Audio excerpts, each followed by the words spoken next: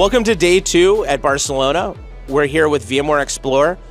We've been talking to a lot of different customers going through a lot of different challenges, and one of those challenges is just getting visibility into everything. Reaching out across the European landscape.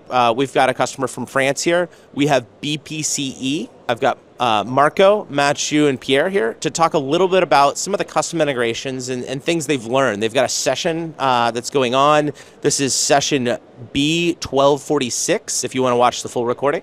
But let's get started. So, gentlemen, welcome to the podcast. Thank you. Thanks. Glad to be here. So, I understand you were trying to kind of improve your monitoring. What were some of the challenges you were having with monitoring before that kind of led to looking at extending Aria Operations? So yeah, very quickly. So I'm Pierre-Marie Neveu. So I'm from Broadcom. I'm managing a solution architect in France, and we have Mathieu, who is Mathieu, I'm a tech lead on Aria Operation. I'm working with at BPCE, Marco yes. at BPCE on his team. Okay, and I'm Marco, so I'm in charge of a team that's in charge of capacity planning and all the tools so that you can manage our virtual infrastructure the best way you can. So yeah, for BPCE, it's been a long journey to today, and that's why we wanted to testify in a session and in this great podcast that I like to listen in my car in the morning when I commute, by the way. So I'm glad to be here. So I understand you guys, you work in banking. Obviously, you need to monitor, the money, make sure it's there. But also, it sounds like we're trying to monitor infrastructure. Where did you get started in going down the journey of getting VCF operations deployed, and what were you looking, I guess, to start with, and what was some of the points of that? Okay, so the journey started in 2020. We were at that time with a classical monitoring tools like Zabbix and things like that that were the standard for our enterprise, and all the systems were monitored by Zabbix at that time. And we decided to go with VRups since we have the product, the license and all was already inside. So we decided, and if we try to go with VRups to do all the monitoring, so we had some challenges to do that, because at that time the product was not really as optimized as today to our needs, and VMware helped us to go that way. So what were you looking to extend the monitoring in? Was it networking? Was it applications? Was it systems? Or databases? What were some of the gaps that you needed to fill? I think the first step, and where we are today with you is the first step was having a great deep dive into the infrastructure itself. BPCE is almost 100,000 VMs. More than 2,400 ESXIs, 50 vCenters. Or 80.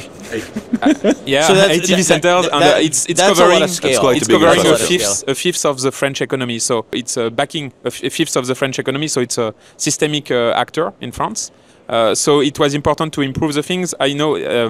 BPCE-IT, which operates the whole IT of BPCE, is the result of a lot of merges of IT teams inside BPCE, and they had multiple tools. So Marco mentioned Zabbix. There were others. Some had no tool, so they had to decide for one product, and they took Aria Ops, VCF Operations now, which has a great future. We just come out of the general session. So many things were announced for VCF Operations, and I know you're interested in the licensing management and all the new capabilities. But the first step is the infrastructure. Probably more later, but for now it was already a lot of work. Yeah, already on infrastructure virtualization side, we have to focus on this side, because first step was to try to catch added value with VRups. And now VCF, but I call VRups. We have to know VMware products was used in our company since a long time, and tools like VRups was already present, but not used for monitoring purpose, just for troubleshooting, basic troubleshooting. So now we have a chance with VRups, because when alert was triggered, we can deep dive directly with this alert and find easily root causes of our problem to fix it. So now it's more. I think now it's. Correct me if I'm wrong, but now it's monitoring all the vCenters, vSphere, all the hosts, NSX, because NSX is heavily used, vSAN. All VMware stack. Yeah, all and VMware stack even Horizon. Even the good old Horizon, who is now VDI can be difficult to troubleshoot Exactly. without Exactly. visibility across that stack. So- especially with vSAN. Yeah, it's- in the Storage and yeah, that. in the storage. vSAN is a big challenger for alerts. to make sure you have visibility across all of those clusters and environments.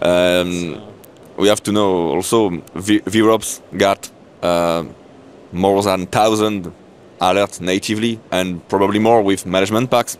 And the first difficult was to sort alerts, to just keep relevant alerts. High priority alerts, things that you need to act on versus, well, What's relevant to us? what's important. Yeah. So that's why I said before, a focus was done on infrastructure virtualization side. We can be focused on other side if you want. It depends on your needs. But in our cases, for now, we've just focused on vCenter, ES6i, data store, vSAN, Horizon, connection server, etc. So yeah, you did a lot of work on alerts. I think you went from 1,000 alerts natively to 235 that you tuned correct. to your needs, right? Yeah. Yeah. It's a big work. Maybe boring, maybe harder, maybe Worth it. yeah. But it's really important to spend time for these tasks. Really important because now we can have a really added value when our team works with alerts. There is no more irrelevant alerts, and that's really appreciated by our colleagues. In the end, so VROPS is catching now everything. It's pre-filtering, so it's pretty useful. You're pretty looking at the next features regarding AI filtering tools in relation with login side. That's going to be a little conclusion of our presentation. We went from a classical monitoring system to a meaningful system where we are now, because we know the alerts, what they mean, where they are, how can we tackle directly the issue, and we are looking forward next year maybe to see what we can do with AI and doing more systemic. AI help identify alerts or filter or alerts. even going before the alert aggregate comes. alerts mostly. Yeah. Pre-warning. Well, and I like this conversation about alerts because historically when I think about monitoring dashboard, or I think about just platforms that create a lot of dashboards and pretty pictures, you throw them on giant monitors or projectors, and you have someone who's sitting there, looking back and forth very rapidly. And instead of doing that, you're focusing on the alerts. And then you may go look at a dashboard because there was an alert tied to it, but the alarm is bringing your attention directly to that area. And I think sounds like a good starting place to go as part of deploying this. And then I think part of your work was also integrating what you did in VROPS with the rest of the IT ecosystem at BPCE. So an alert, when it's triggered, goes through TrueSight, then end up in ServiceNow, and then ServiceNow is connecting to the whole enterprise and can trigger teams during the night if needed. Or is that workflow like a webhook or an API call, or how does it push into? Good question. So we decided to go with the webhook. Okay. At that time, and the main issue we had at that time was that webhooks couldn't re-trigger already activated alerts. So when we must monitor the loss of connection with TrueSight now, essentially, because if VROPS doesn't communicate with TrueSight, it doesn't mean there is no alerts. It just means there is no connection. So maybe there is the fire behind it and you don't see it. Yeah, so there was a need. Yeah. That was a big need we had, and the BU and the PM helped us tackle that need, and they. So we met 2 years ago with VROPS product management. It wasn't planned. There was no GFL Now meeting or something. It was around a coffee, and in that case, Marco explained what was blocking him, blocking the team to move forward. And I think the PM team realized that there was something missing. So they deployed, I think it went live in 8.14 of the VROps, yeah? Correct. They deployed the webhook notification repeat until it's done. So even if the whole monitoring infrastructure goes down for like 5 minutes to 12 hours, when it comes up again, oh, okay, this is still active, so I can resume where I was. Send So all you the don't have alerts. to refresh Yeah, that. so that was implemented for BPCE. And Or other keep spamming customers. alerts and getting 400 Exactly. duplicate tickets is the other way historically you would have Yeah. dealt with that, which you Yeah. don't want that. So that was pretty... It's important to avoid alert loss when a breakout appears. You had another challenge, I think, regarding the ability to put, how can I say, maintenance periods, blackout period. You call them blackout periods when there is a You are special going to take something down. You are Exactly. going to push it down. So please don't fill up my inbox with To tickets. overwhelm me with your alerts. Yeah. I know it's going to. So that's an ongoing discussion with the BU regarding this. You guys developed a custom tool, homemade tool. Maybe you want to talk about it a Blackout little tool, bit? yeah. So the tool essentially the production team decided, okay, we must have a change, putting down something, and we decided to go to the tool and we decide, okay, I'm pulling down this cluster or this vCenter, and all the structure, the tree behind it will be blacked out.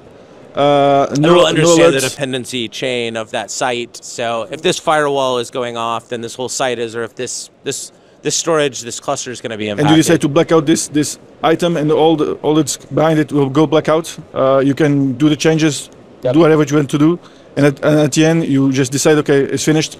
You just pull it off of blackout, and everything comes back to normal. And all the alerts were not sent to the tools because they're finished, but they are still there in the historical, and you can go behind and see, okay. Oh, so you can see, yes. What's so happening? Someone asks why their application was down. You say, well, there was a maintenance. This was down, but Give a reason and a timeline. still And in in the end, compliance. it's again an alert thing because you played with alerts to do this and with groups, right? How did you do it inside the product? It's important to say it's a soft blackout. VROPs continue normally to collect metrics, properties, and alerts, because we're talking about around 235 alerts retained from native alerts. We have duplicate these alerts, add a prefix with priority to sort easily alert, and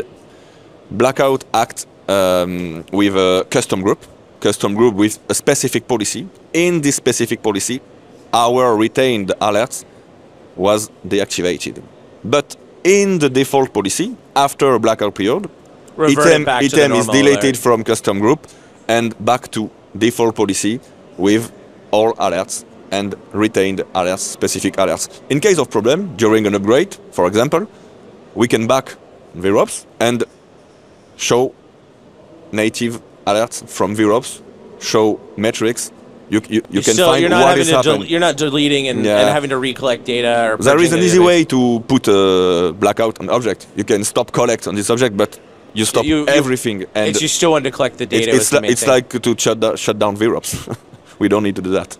On the collection, you're going quite deep into the infrastructure monitoring side of this. Are you looking at expanding any of that monitoring out using, the log capabilities, or looking at some of the NetFlow data with the network monitor? Are you looking at any of the other monitoring capabilities across the VCF suite? In the future, maybe next year, we are collecting VCF operations with VCF logs and VCF networking analysis to go even further with our alerts. Since we have NSX since 2016, since the beginning of NSX. Okay, so you've with got NSXV. NSX, so then you can just set up the NetFlow collection and do that and start pulling that in. We are trying to look further to that and be more specific, more intelligent with our alerts. One other thing that I know seduced you in Aria Ops as a robust monitoring solution was the software architecture of it. Because you guys worked with VMware Broadcom professional services to build highly available and DRP-proof and scalable You asked for a lot, huh? Yes, for a lot. Unscalable VROps, Aria Ops architecture, VCF operations now architecture. I'm still calling it VCops. I don't know why. So yeah, it was really important, and you have these because you are a banking company. You have these DRP tests you do every semester, every year. Yeah, every year. And it's quite good. It's reacting pretty well. VROps in that very way. very well. We are firstly test reliability of VROPs in continuous availability mode by shut down dirty shutdown on just rip all the node power. from Yeah, the yeah. second site. Yeah, Plug we have out. 2 sites, 2 DCs and witness node, and we decide to do a real dirty power off of all nodes from a site and working normally in this situation for a week. Oh wow, that's something that a lot of people deploy monitoring to a single site and never figure out high availability of it, or also how you monitor and track the effectiveness of site failover is often a gap. So that's good to know that it can execute on that. It's a very good feature because we have just experienced 30 minutes, 1 hour bad situation with some latencies. Networks do what after 1 networks hour, do. all was back to normal. And after a week, in this situation, failover was performed. We have choose to do a proper restart of all cluster to back in normal situation. And after this proper restart, around 1 to 3 hours, it depends on the size of cluster. Data to sync. We have several clusters. And for the production cluster, the most important, there is a period of 3 hours with resync from primary site to secondary site, and no data loss. All is back to normal. Great job, VMware. That's impressive because historically monitoring, some people might have viewed it as a nice to have. Like you mentioned, some of the acquisitions might not have had monitoring or things like that. But with some of the compliance requirements that have come down, you can't have gaps in your monitoring anymore. And so it's monitoring used to seem like a tier 2 application, but it's become similar uptime expectations to primary. So it's good to see that we can deliver there. Gentlemen, thank you for coming. Encourage everyone to check out your session 1246. Who's going to that? Thank you for being on the podcast. Thank you for Thank having you. us. Thanks.